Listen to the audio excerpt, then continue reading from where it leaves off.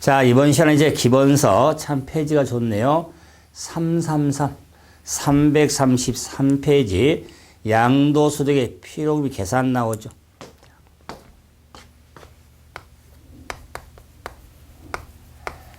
자, 양도소득의 필요경비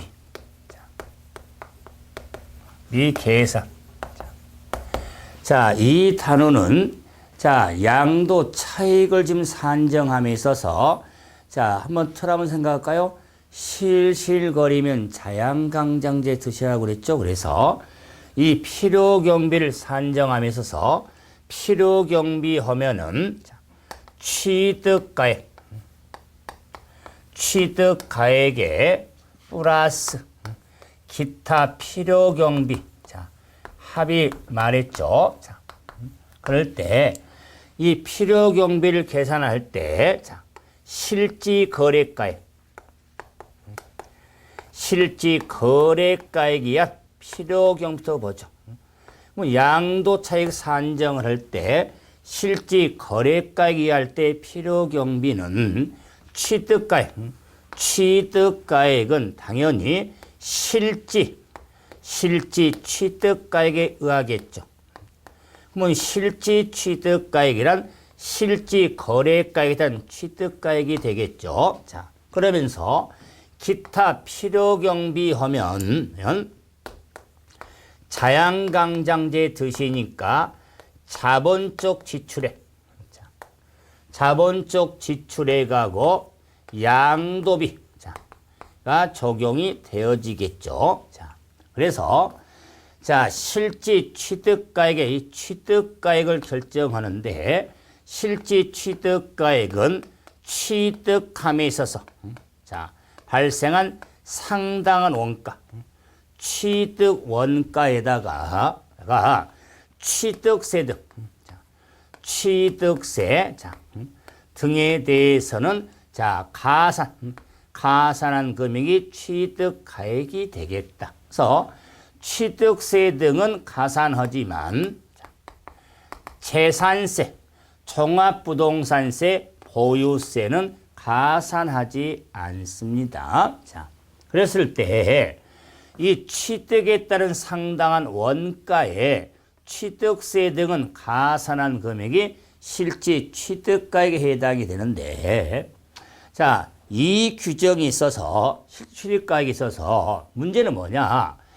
단순하게 실제 취득가액을 산정함에 있어서 자, 이런 규정들이 많죠. 그래서 자, 이 취득가액을 결정을 할 때 부당행위 계산. 자, 곧바로 오겠지만 부당히 계산으로 인한 시가초과액은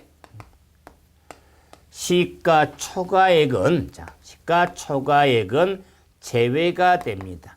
제외가 된다. 자, 다음에 현재가치 할인차금.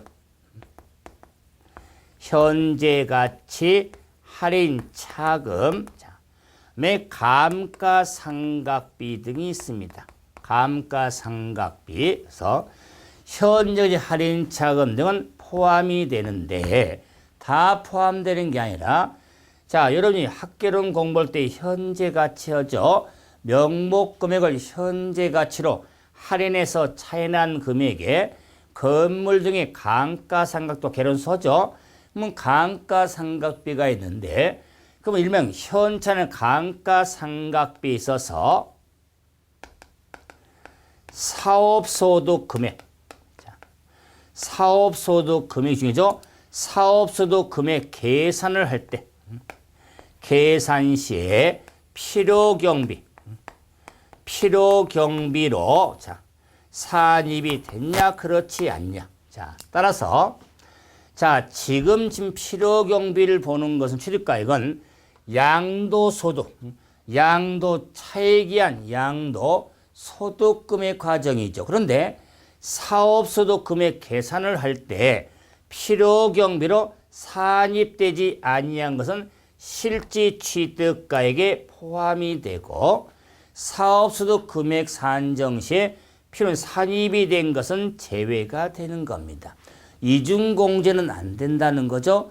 자, 여기저기 또 무슨 의미가 있냐면 양도소득 금액은 양도소득은 팔아서 발생한 소득이죠. 자, 그런데 사업소득은 종합소득 범위죠. 사업소득은 종합소득 범위인데 사업소득 종합소득은요 매년 내거든요. 매년 5월달 내죠. 매년 내는데 이런 겁니다. 자, 보유 부동산 하나를 사서 이걸 상가 건물을 사서 이걸 임대해놨습니다. 뭐 상가 건물 임대를 하면서 그 상가 건물에 대한 감가상각비를 매년 사업소득 신고를 할 때 필요경비로 그 상각비를 좀 깠다 그만해 빼서 지금 사업소득을 계산을 했어요. 그래서 몇 년 동안 상가 부동산을 그러니까 임대해서 발생한 소득에 대한 사업소득 신고할 때 상각비를 좀 공제를 받았습니다. 필요경비로. 그럼 나중에 상가 부동산을 팔 때 양도소득금을 계산할 때 매년 공제를 받은 걸 또 빼주겠냐 그 말이요. 그러면 이중이 되겠죠. 그래서 지금 양도소득 금액 과정이거든요. 그래서 사업소득 금액 계산 시에 필요경비로 산입된 것은 제외가 돼서 이중공제를 안 해주겠다 그 말이요. 그래서 현차는 포함이 되는데 사업소득 금액 계산 시 필요면 산입된 것은 제외가 된다는 거. 자, 다음에 이제 취득에 따른 소송, 화해비용이 있습니다. 소송, 화해비용도 취득가액에 포함이 되겠다. 취득에 관한 소유권 확보를 위한 소송, 화해비용, 그다음에 약정에 따른 거래 당사자가 약정에 따라 이자 상당액을 거래가액에 가산하기로 약정이 돼 있다면 그 이자 상당액은 취득가액에 포함이 됩니다. 취득가액에 포함된다는 말은 필요경비로 인정이 돼서 양도 차익이 줄어드는 겁니다. 양도세가 줄어드는 겁니다. 그래서 일반적인 이자 상당이 포함된 게 아니라 약정에 따른 거래 당사자가 약정에 따라 이자 상당을 거래가액에 가산하기로 약정 확정이 될 경우 포함이 있는 거지. 그런다서 지연에 따른 추가로 발생한 이자는 포함되지 않습니다. 그래서 실제 거래가액, 취득가액의 범위에 대해서도 외에도 상당히 많은데 지금 이 정리한 내용을 위주로 해서 정리 좀 하시면 됩니다. 그래서 자, 교재 페이지에 337페이지에 확인 문제 봐보세요. 설명 많이 드렸죠? 자, 그러면 확인 문제 20번 봐보시면 양도 차익 산정을 실제 거래가액에 할 때 요 취득가액에 대한 설명으로 틀린 걸 한번 찾자. 첫째, 자, 소유권 확보는 소송화해비용. 소송화해비용은 취득가액에 포함이 되겠죠. 두 번째, 부당행위한 시가 초과액. 초과액은 제외가 됩니다. 포함하지 않는다. 세 번째, 당사자 약정에 따른 대금 지급 항목에 따라 원가의 이자 상당액을 가산하여 거래가액을 확정할 경우에 이자 상당액 거래가액 양상을 취득가액에 포함이 되겠죠. 4번, 보유기간 중 감가상각비. 감가상각비로서 사업소득 금액 계산 시 필요경비로 서로 산입된 금액은 취득가액에 포함되지 않는다. 옳은 질문. 5번, 현재 가치 할인 자금 중 사업소득 금액 계산 시 필요경비로 산입된 것은 취득가액에 포함한다. 역시 포함하지 않는 거면서 5번이 틀렸다. 그래서 그냥 단순한 의미이지만 이렇게 구분 좀 할 수가 있죠. 그래서 자, 취득가액의 산정을 한번 정리해 봤죠. 그럼 이제 나머지 필요경비가 있죠. 338페이지 기타 필요경비는 자본적 지출액과 양도에서 실실거리면 자양강장이 있으시라고 그랬죠? 그럴 때 자본적 지출액과 대별되는 게 수익적 지출액이 있겠다. 그래서 결론부터 자본적 지출액은 필요경비로 산입이 되는데 수익적 지출액은 필요경비로 산입되지 않습니다. 그래서 자양강장지 수양강장이다. 그 의미는 필요경비라고 하는 양도 가액에 얻는데 그만 희생된 것을 빼준다는 거거든요. 그래서 수익적 지출은 양도가에 크게 영향 미치지 않기 때문에 필요 인정을 안 해준 겁니다. 그렇다면 수익적 지출이라고 하는 것은 능률 유지시키거나 원상, 회복시키는 지출 등이 수익적 지출로서 대표적으로 페인트칠, 도장공사비 등은 수익적 지출로서 필요경비로 인정받을 수가 없습니다. 그런데 자본적 지출액 하면은 내용연수를 연장시키거나 현실의 가치를 증가시키는 수선비 등을 자본적 지출액으로서 대표적으로 증축비용에 대해서는 자본주의 범위에 해당이 되는데 조금 쉽게 갑시다. 우리 아파트로 가보죠. 아파트를 분양취득에 분양해서 이제 집에 들어갑니다. 분양취득에 샀는데 경우에 따라 집집마다 지금 뭐 소리 나죠? 또 입주하기 전에 발코니 트죠? 방 확장하죠? 그래서 자, 발코니를 텄다가라든가 방을 확장했다든가 발코니 방 확장 공사비가 있죠. 자, 그리고 또 이제 만약에 기존 집이 샀다면 분양이라 기존 집이 샀다면 또 싱크대가 가전에 산 사람이 썼기 때문에 좀 지저분하니까 싱크대를 교체했어요. 전동도 예쁘게 고쳤어요. 그럴 경우에 자본적 지출액은 방 확장 공사, 발코니 텄죠? 방 확장을 했죠? 그 확장을 했던 집은 나중에 팔 때 확장비를 포함해서 집을 가격을 내놔야지. 확장 안 한 집과 확장한 집의 가격이 똑같이 되겠습니까? 미쳤어요? 돈 더 들어갔는데? 그렇기 때문에 방 확장비는 필요경비로 인정해 주지만 싱크대를 바꿔왔다 해서 몇백 도 싱크대를 바꿔왔다고 해서 나중에 팔 때 싱크대 바꿨으니까 돈 더 받습니다. 그러면 그건 하지 말라고 그래요. 그렇기 때문에 싱크대 교체 비용은 수익적 지출액 범위가 되니까 필요 인정하지 않습니다. 근데 어떤 분이 그러냐면 저 집 확장한 집을 팔았는데 그 확장비 한 2천만 원 들어갔는데 그 양집 팔 때 전혀 생각 안 했는데요. 왜 안 했겠어요? 비과세 받았으니까. 비과세 받았다면은 계속 안 하니까 안 필요가 없어요. 그런데 집 팔면 다 비과세입니까? 보유관 요건 신고 못하면 세금 내야 되잖아요. 집 몇 채면 한 집은 세금 내야 되잖아요. 몇 채는 한 채 비과세니까. 그럴 경우에 집을 팔 때 만약에 비과세를 못 받은 집이었다면 실가로 계산할 때 방 확장비 등은요. 세금 계산서가 있어야 돼요. 자, 그만큼 지출을 좀 증빙할 수 있어야 되잖아요. 그래서 이 자본적 지출액에 대해서도 증빙에 대해서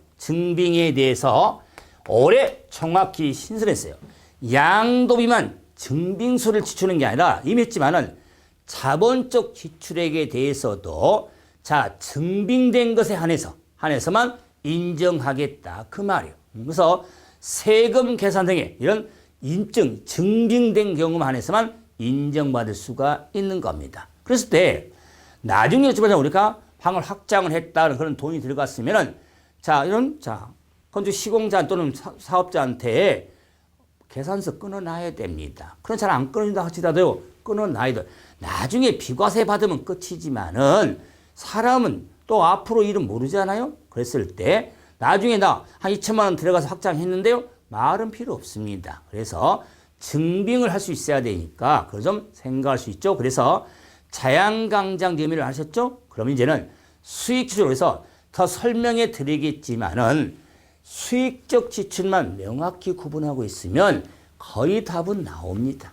그래서 자양강장제, 수양강장제를 먹는 거 아니죠. 자양강장제다. 그럼 이제 이런 자본적 지출액은 자, 이 얘도 자, 취득 후에 소송 확보한 소송 화해비용도 인정이 되고, 여기서 소송 화해비용인데 취득가액도 나왔죠. 붙여보세요. 그러면 취득가액의 소송 화해비용은 취득에 관한 소유권 확보한 소송 화해비용이고, 자본적 지출의 소송 화해비용은 취득 후 소유권을 확보한 소송 화해비용에 의해서 어차피 소송 비용은요 다 빼줍니다. 하지만 범위가 좀 차이가 있죠. 다음에 양도 자산의 용도 변경이라든가 계량 등의 이런 지출한 비용에 대해서 필요경비로 인정이 되어지는 겁니다. 뭐 용도 변경이나 계량이라든가 이용편이나 지출한 금액, 다음에 재건축, 재개발 부담금이 있습니다.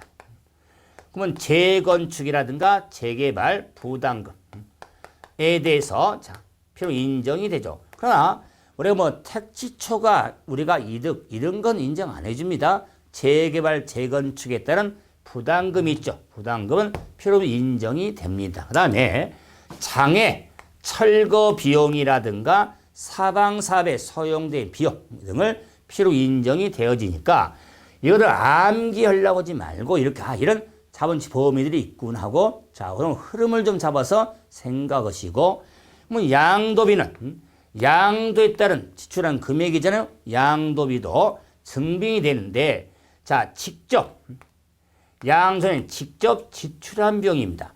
그러면 직접 지출한 비용으로서 증권 거래소도 있고, 대표적인 게 과세표준, 신고서 작성 비용이라든가, 자, 또는 자, 예정신고, 확정신고에 따른 계약서 작성 비용 등이 양도비 핵심이 되는데, 그럼 과세표준 신고서 작성 비용이란 여러분이 납세 의무자 여러분 스스로 작성을 해야 되는데 잘 못하니까 세무사 찾아가죠? 그러면 돈 달라고 그러죠? 세무 대리비용 등을 과표 신고 작성 비용이 되는 거고, 그럼 계약서 작성 비용은 여러분 당사자가 계약서 작성을 시지만은 중개사무소 갈 거 아니에요? 뭐 수수료 줘야죠. 중개 수수료 등을 계약서 작성 비용이라고 그래서, 자, 우리 이제 법률에 그러냐, 법령에 그냥 세무사 대리비용, 중개 수수료 어디면 덧납니까? 그럼 너무 이렇게 좀 편협적이니까 개념이, 그래서 과표 신고서 작성 비용, 계약서 작성 이렇게 규정하고 있기 때문에 우리가 현실적으로 빨리 파악해줘. 세무 대리비용, 중개 수수료 등도 양도비로서 빼준다 그 말이에요. 자, 그리고 만기 전에 팔모로 발생한 매각 차손에 대해서도 필요경비로 인정이 되어지는 겁니다. 그래서 자본과 양도비에 따른 자양강장제 범위를 한번 확인해 봤죠. 그러면은 자, 확인 문제 21번 봐보세요. 21번을 좀 보시면, 자, 실지거래가액에 따른 양도가서 공제는 필요경비에 자, 인정이 않는 걸 한번 찾자. 1번 취득 후 본래 용도를 유지하기 위한 수익적 지출이 나왔네요. 바로 답이 나왔네요. 필요 인정받을 수 없습니다. 두 번째 매각 차손 나왔죠. 양도 인정이 되겠죠. 세 번째 소송 화해비용이 나왔죠. 인정이 되죠. 네 번째 과표 신고 작성 비용 나왔죠. 인정이 되죠. 다음에 취득세 등 취득 부대 비용 있죠. 인정이 되죠. 그래서 첫 번째가 되겠다. 이래서 자, 양도 소득세 계산의 차이 계산에 실지 거래가액에 따른 한번 규정을 확인 한번 해봤죠. 그러면은 확인 문제 22번에 실전 한번 금액을 한번 벌써 계산을 해보자. 그래서 자 22번 양도 차익을 계산 한번 해봐라 그랬습니다. 그래서 취득가액과 실지거래가액 실가고 기준가가 나와 있는데 실지거래가액을 확인할 수가 있죠. 그럼 확인할 수 있기 때문에 자 취득 당시 실가가 2억이다. 그러면 취득의 실가가 2억이고 자 그다음에 양도실이 얼마냐면 5억이다. 그러면 지급과 내열의 기준시가는 의미가 없겠죠. 왜? 실가 확인이 되니까. 그럴 때 실가라면 자양강장되겠죠. 양도 때는 비용이 있죠. 1,000만 원 있죠. 그래서 양도는 암산도 되네요. 자 5억에 팔았는데 2억 취득의 실가를 빼야겠죠. 자양강지 1,000만 원 빼야겠죠. 그래서 2억 9천만 원이 되겠다. 이런 문제만 출제되길 바라겠죠. 암수 내는데. 자, 그러면 이제는 양도소득세 차익 계산할 때 실가가 아닌 추계를 할 수가 있잖아요. 추계. 자, 추계에 의해서 양도 차익을 산정할 때 취득가액은 매감 환기라고 그랬죠. 매감 환기. 그럼 매감 환기로 취득가액을 적용을 할 때 나머지 기타 필요경비는 필요경비 계산공제가 된다고 그랬죠. 계산공제. 그럼 법에서 산정한 금액을 받아라 그 말이었죠. 그런데 이 계산공제는 취득 당시 기준시가의 공제율을 곱하는 겁니다. 곱한 금액이 계산공제 금액으로서 공제율이 되는데 이 공제율이 3%짜리가 있고 7%가 있고 1%짜리가 있습니다. 그래서 계산공제율이 3%짜리는 토지 건물에 대해서는 3%짜리고 7%짜리가 문제인데 7%짜리는 부동산에 관한 권리 중에 지상권, 전세권, 등기된 부동산 임차권은 7%, 나머지 부동산 취득할 수 있는 권리라든가 주식이라든가 기타 자산은 1%가 됩니다. 즉 토지 건물은 3%인데 미등기 경우는 0.3이 됩니다. 그래서 10배 적게 받는다. 그 말이 0.3%가 되겠다. 그래서 계산공제는 일명 쌈치를 3%, 7%, 1%짜리 이렇게 구분이 돼서 정리가 되어지는데 토지 건물의 3%에 7%짜리는 지상권, 전세권, 등기된 부동산 임차권이 자 7%짜리고 나머지 우리가 대상은 1%짜리로 구분이 되는데 여기서 힘이 들어도 제가 하나 정리를 좀 할 게 있는데 다시 교재 앞쪽 페이지에 봐보시면 334페이지 자, 표 2-4 위에 보면 가로 2번이 있죠. 가로 2번. 가로 2번에 자, 추계가액 보세요. 요 추계가액에 환산가액을 적용할 경우 환산가액을 적용할 경우는 계산공제가 적용이 되는데 이 환산가액하고 계산공제 합한 금액하고 자양강장이 실제로 지출한 금액과 비교해서 자, 큰 금액을 자, 그래서 적은 금액을 적을 때는 자, 이 두 금액을 비교해서 큰 금액을 그 말은 필요경비로 인정할 수가 있습니다. 그 말은 환산가액의 계산공제 금액을 했을 때 자양강제 금액보다 자, 이 계산공제물 합한 금액이 밑에가 작을 때 자양강제를 필요경비를 할 수가 있다. 말이 어려운데 예를 들어서 환산가액이 100원이고 계산공제가 10원이다. 합이 110원이죠.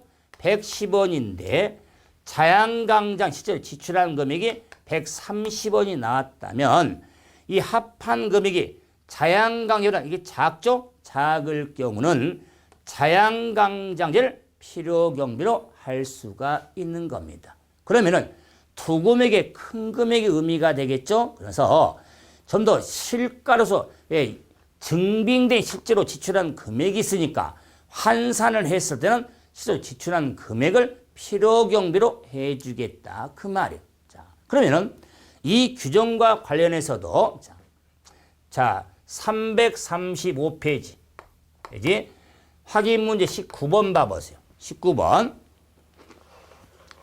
자, 3월 달에 등기된 건물을 팔았을 때 갑이 양도세를 최소화하는 양도 차익을 한번 계산해 봐라 그랬습니다. 자, 그래서 양도 차익 이제 정리하면서 다시 양도 차익 하면은 양도 가액에서 필요경비를 빼죠. 그럼 필요경비 하면 식을 다시 쓰면은 땡땡 마이너스 필요경비 하면 취득가액 플러스 가로 열고 기타 필요경비를 합해야겠죠. 자, 그래서 자, 양도의 가액 자, 실지 거래가액의 취득 당시 실가는 확인되지 않았네요. 자, 그러면 자, 취득의 실가를 확인이 안 됐고 양도가액의 취득 당시 매매사례 감정이 없고 기준시가는 1억이다. 근데 매매사례가액은 3억이 양도시 감정가액이 없으며 기준시가는 2천만 원이다. 자, 그랬을 때 자본적 지출이 나와 있죠. 그러면은 양도가액을 실로 해야 되고 취득가액도 실로 해야 되는데 자, 양도실, 취득실도 확인이 안 된다. 그 말이에요. 안 된다? 그러면은 추계로 가겠죠. 추계로 가는데 양도가액의 추계가 매매 사례네요. 그럼 매매 사례가 매감한기로서 매매 사례가액이 3억이 주어졌네요. 3억. 자, 다음에 감정가도 없고 기준이겠지만은 매매 사례 하면 자, 그랬을 때 취득가액, 취득의 실도 확인이 안 되네요. 자, 그런데 매매 사례도 없고 감정가액도 없네요. 자, 그렇다면은 환산가액에 의하죠. 환산가액 매감환 때 환산가액은 어떻게 산정하냐? 양도 당시 실가. 자, 양도 당시 실가 모르죠. 그럼 양도 매매 사례가이겠네요.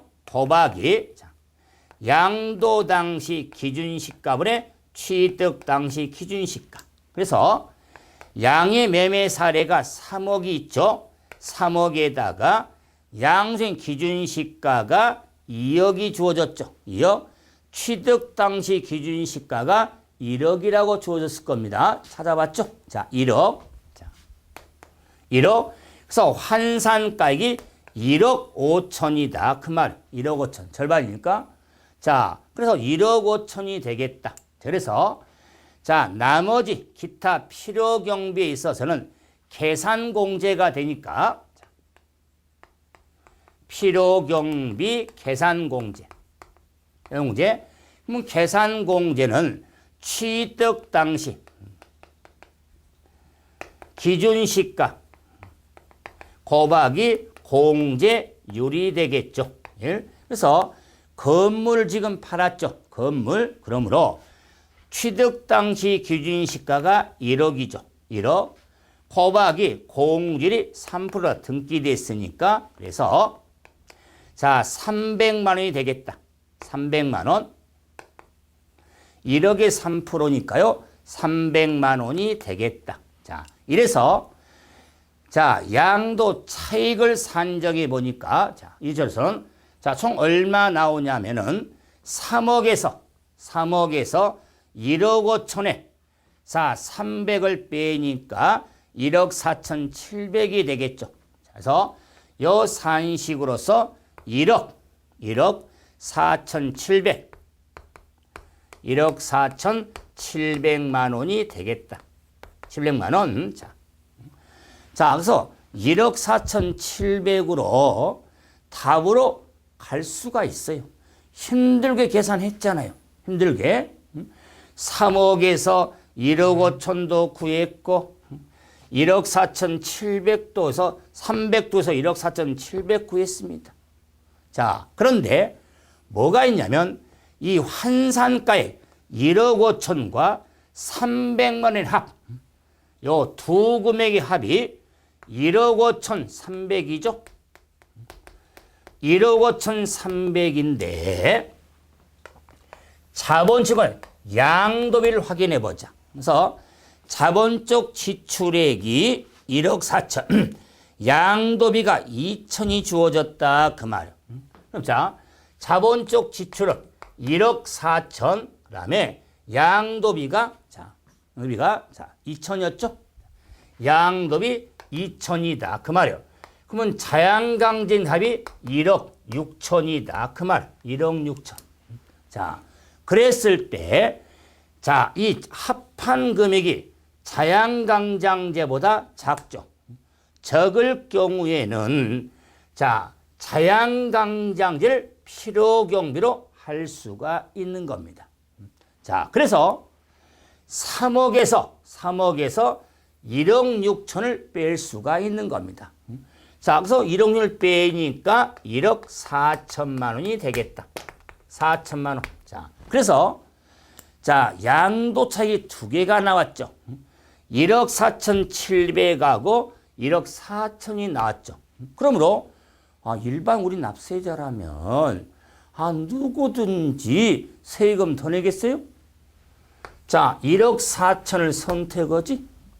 그럼 양도세 부담에 최소화할 수 있는 금액 얼마다 1억 4천이 답이 되는 겁니다. 그래서 1억 4천만 원이 되겠다. 그래서 자, 양도 차익 우리가 산정함에 있어서 아마 우리가 출제 문제 중에서 좀 어렵게 출제됐던 유형의 문제인데 이 내용은 개정 내용이었거든요. 그래서 과거에는 없던 규정이 이렇게 최소화할 수 있도록 자, 환산가액과 계산공제 합한 금액이 자양강제 금액보다 이게 작을 때 자양강제를 필요경비로 할 수가 있다는 것에 말의 규정이지만 이렇게 계산식 과정을 하면서 공부했던 환산가액, 그 다음에 계산공제 시 우리가 자양강제를 구하는 식을 비교하는 것을 이런 문제를 통해서 확인하는 게 유용성이 있습니다. 그래서 양도차익 과정을 한번 정리해 드려 봤고, 그런데 이제 교재 페이지 342페이지 봐보시면 양도소득의 부당행위 계산이 나옵니다. 자, 역시 이 단원도 힘든 만큼 보람이 있어야 됩니다. 그래서 자, 이 계산했던 문제 좀 지우고요. 자, 양도소득의 부당행위 계산.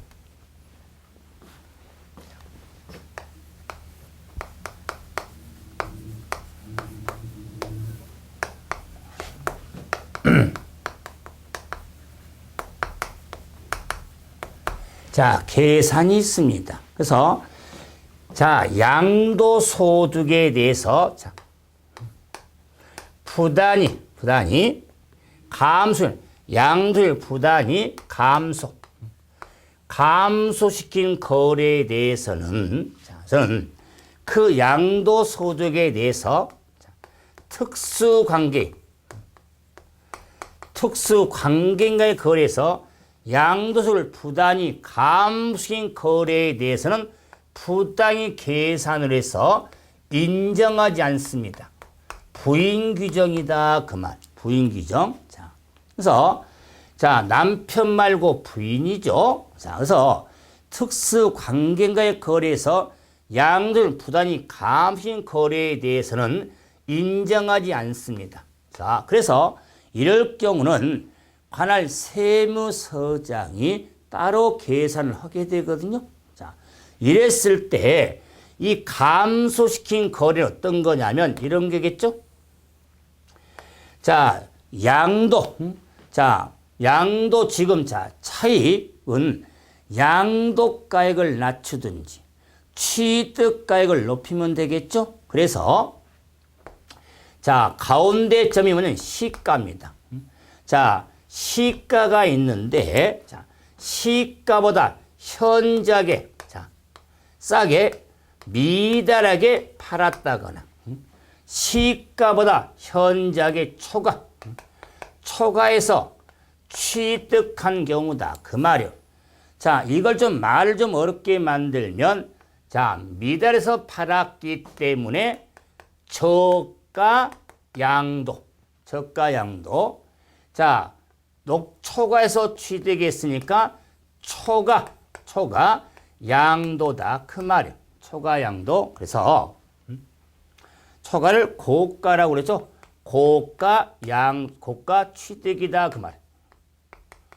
그래서 자, 싸게 팔았다거나 비싸게 사온 것에 대해서 인정하지 않는다. 그래서 자, 이 낮고 높은 인정 안에서 세무사는 시가로 계산이 이루어지는 겁니다. 시가로 계산해서 인정하지를 않는다. 그 말이에요. 자, 그래서 제가 칠판을 지금 안 준 게 하나 있습니다. 그래서 부당히 계산한 부인 규정에 따른 시가 초과액이죠.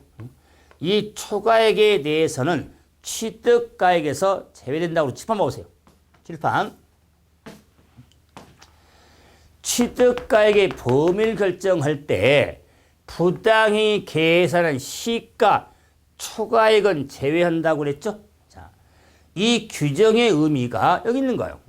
부당히 계산한 시가 초과액은 인정하지 않는다. 그래, 무시하고 시가로 계산하니까. 자, 그랬을 때 현저하게 미달, 현저하게 초과할 경우에 그 범위가 어떻게 되냐? 그 범위는 시가와 대가, 시가와 대가의 차액이 3억을 넘어간다거나 또는 시가의 5%를 벗어나면 인정하지 않겠다. 그 말이에요. 이걸 부당히 계산은 부인 규정으로서 시가와 대가의 차익이 3억 이상이거나 시가의 5% 이상일 경우는 인정하지 않는다. 그 말이에요. 자, 그래서 이런 부당행위로서 자, 우리가 규정이 있으니까 이걸 머릿속에 그냥 굴립니다. 머릿속에 굴려서 이걸 돌려서 파는 것. 돌려서 파는 것을 우회양도라고 합니다. 우회양도가 있더라. 자, 그래서 이 우회양도에 있어서는 갑돌이가 자, 을한테 증여를 합니다. 증여. 그러면 당연히 갑돌이는 증여자가 되고 을은 수중자가 될 텐데 수중자. 자, 그래서 자, 이 증여에 따른 수중자 을은 이 증여에 따른 수중자는 증여세를 부담할 텐데 요 갑하구리 우리 특수관계인입니다. 특수관계인이란 우리가 친인척 등을 의미하겠죠. 간에 여기서 자, 형이 동생한테 땅을 증여를 하면서 자, 동생이 증여세 부담을 했는데 이글이 증여받은 자, 땅을 자, 병돌이한테 제3자 병돌이한테 양도하더라. 그 말. 이 양도할 경우에 연수 5년 내 양도할 경우가 있더라. 그 말. 5년수 중요하죠. 자, 그래서 자, 증여자 갑이 수중자 을한테 증여를 통해서 수중자 을이 제3자 병들한테 5년 내 양도할 경우 있더라. 5년 내 양도할 경우에 자, 그 양도에 따른 양도 소득세가 있겠죠.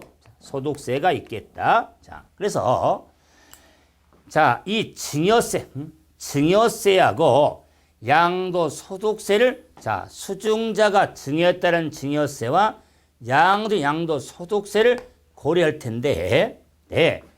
갑돌이가 병돌이한테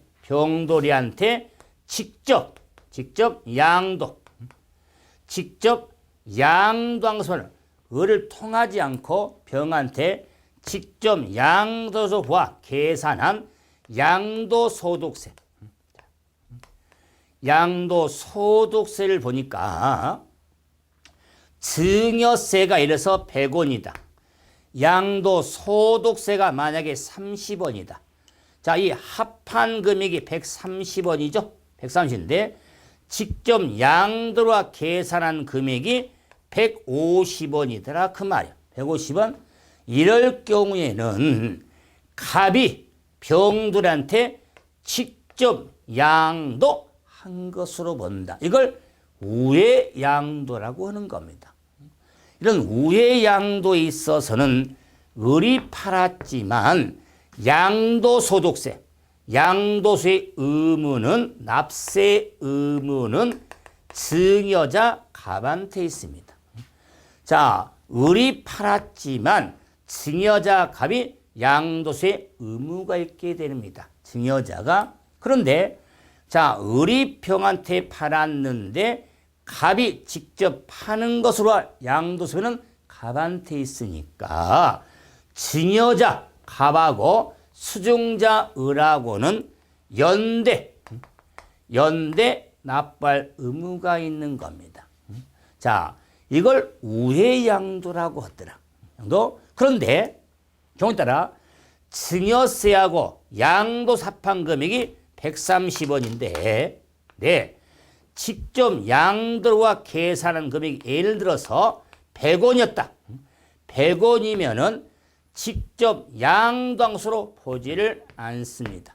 자, 그래서 증여세하고 양도세 합한 금액의 관계를 생각을 해둔 것.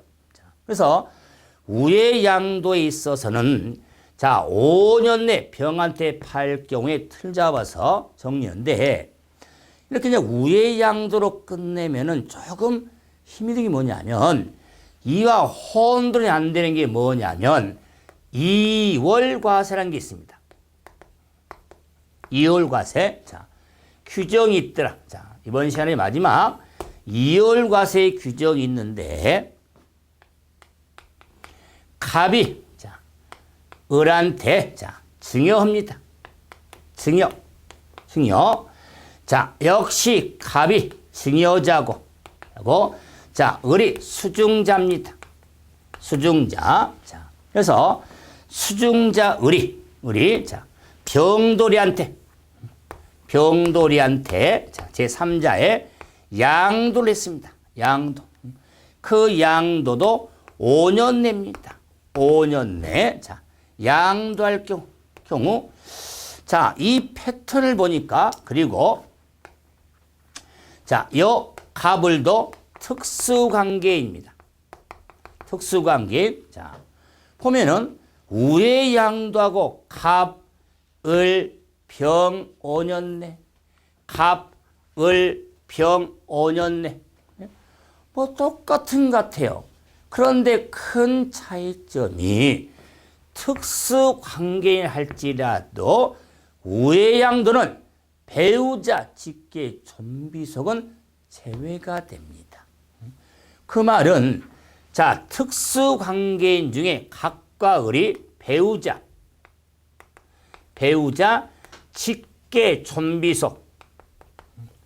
배우자 직계 존비속 간이라면 우회양도인 적용되는 게 아니라 이월과세 규정이 적용되는 겁니다. 이월과세.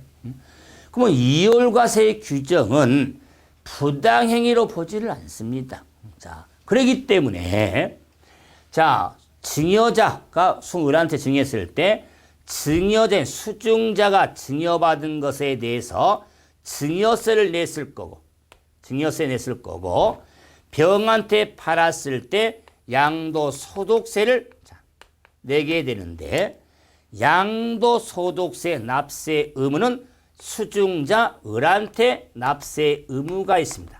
납세 의무는 수중자가 아니라 증여자, 수중자 을한테 있는 겁니다. 을. 자, 그렇기 때문에 을이 팔았고 을이 의무가 있기 때문에 갑하고 을하고는 연대 납세 의무를 지지를 않습니다. 그러면은 뭔 차이가 있냐?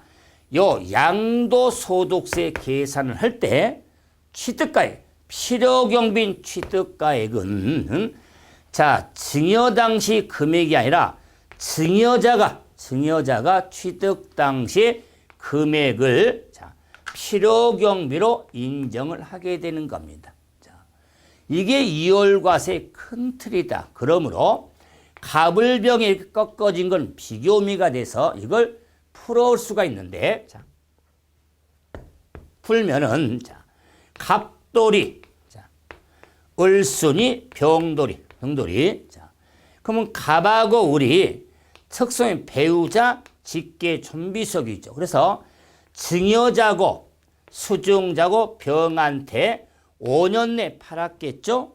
그러면 갑이 자, 취득 당시가 100원짜리였다.